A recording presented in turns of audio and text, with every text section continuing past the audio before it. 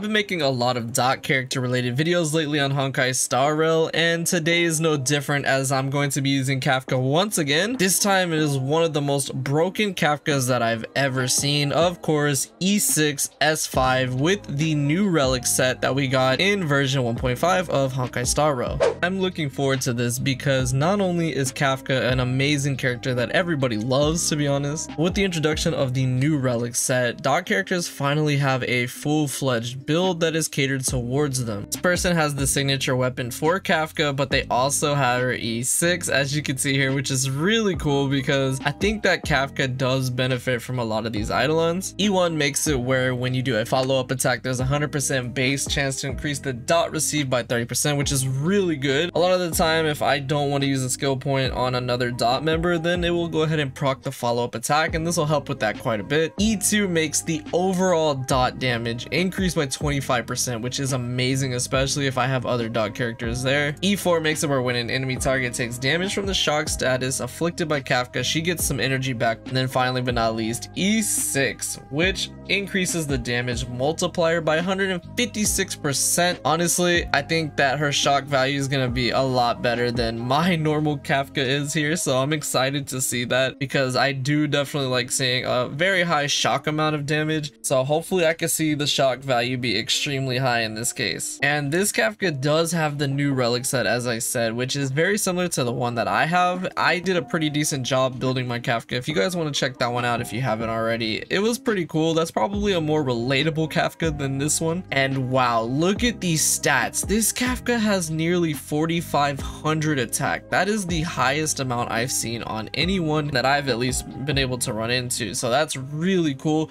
And the speed is not bad either, 138 speed. I really wish you could see relics. This makes me think the person has an attack boots on. That's really good for the planet ornament set, meaning that she'll be doing even more damage. And looking at the other stats, they do have her at 18% effect hit rate. You would kind of want that at 28%, but it's not bad. This is really cool, honestly. A very high attack and speed, a really solid Kafka build. I feel like the new Cavern of Corrosion is perfect for a Kafka team as well, because not only is there lightning damage weakness, you can go ahead and break the weakness of multiple enemies, but the dot damage is very helpful on this, which is funny enough because this is actually the domain that you would want to grind for her anyway, so I've been taking usually a Kafka team on this. I'm excited. Unfortunately, the supports do not start with their ult, but that's okay. So right away, we'll go ahead and use my E here. A lot more damage. I can already see that it does more than my Kafka just outright. I mean, 4,500 attack nearly is crazy to me. I think it'll be more notable on the elite enemy that we run into after this. All right, let's move on. And I can tell that the energy regeneration is plentiful as well. Like, we're already at my ult almost, which is extremely quick. So we can go ahead and pop that here. And this will go ahead and I think maybe even kill off the other ones. Yeah, it really did. Oh my gosh, that Kafka already has her ult back. That's crazy. She already has it back. And the damage numbers too, like I don't have that much on there and it does a lot. This might actually kill right here. And she's dead just like that. So yeah, the DOT being increased by that one Eidolon is extremely helpful as well. I can tell my overall team damage was improved, not just Kafka.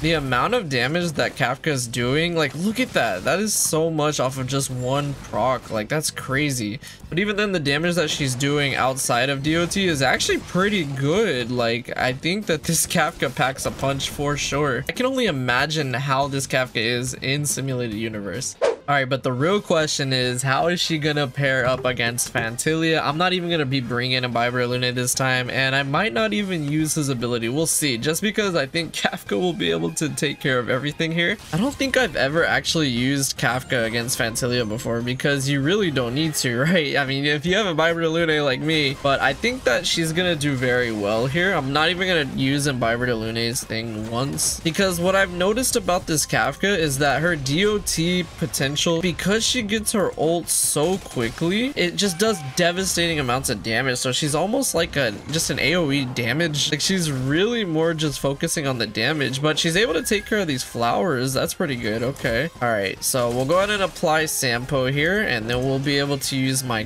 Kafka's ult, and the DOT should stack now too. This will for sure kill, I believe. Oh, it did do quite a bit of damage, but with that, yep, it did. All right, that was pretty good. Wow, she does so much. It doesn't seem like a lot, but because she's able to use her ult so many times, it just stacks so well. She nearly has her ult back again. Okay. There we go. Applying the shock on there and then detonating it does so much, honestly. All right, let's go ahead and get the heals here. I think Silver Wolf would do pretty nice on this team as well, especially here with the quantum damage. I think that E6 is really coming in handy here. I can notice the damage on it is pretty strong. Oh my gosh, and she's dead just like that. Wow, the E does so much by itself. This would be a lot faster if I was using Dan Heng's ability, but I can go ahead and get the ult back. Right here, there we go. I'm loving this Kafka's energy potential. It's crazy. My Kafka never gets her stuff back this quickly. All right, let's go ahead and use my ult. Now, I'm really not applying too much DOT as well. If I would have brought Guinevere, I think that would have been cool. But this Kafka is just taking care of the flowers like it's nothing. All right, this next turn, I think she's dead. We should be able to get Kafka's ult again. Actually, I should have probably just used my Q if I was able to use the follow-up attack, but I can just do that here, which is really nice. Okay, yeah, she's pretty much dead. Wow, I love this Kafka so much. It's crazy how strong she is. The shock damage was so high, especially for there being only one stack on them. That was pretty good. We're gonna end it off by saying just how much she can do with a nuke build, which I think is gonna be quite a bit since she was already doing well off without any buffs to her damage. Wow, her E alone 117,000 right there. Okay, this Kafka's crit ratio obviously is pretty terrible, so I'm surprised it even hit that high. But even in a build like this, she's doing a lot. Of course, I would never do something like this with my own Kafka. E1 Bronya coming clutch. Let's go.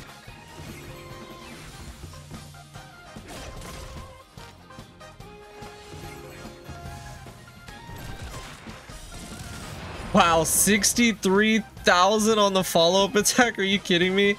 Wow, that Kafka is something else. That's gonna do it for today's maxed out character video. I had a lot of fun with this. I feel like this was unique compared to the others because although the character was a lot different than the one that I actually have on my account, but in this case I actually feel like I was using an entirely different character because the DOT was like an afterthought and I was just focusing on as much damage as I could put out AoE wise, which was insanely fun. But let me know what you guys think of this Kafka. I really wish that that's how mine looked, but I'm happy with the new relic set that I was able to get on her, and hopefully I can improve upon it in the future. But yeah, I hope y'all enjoyed this. Thank you so much for watching, and I will see you all in the next video.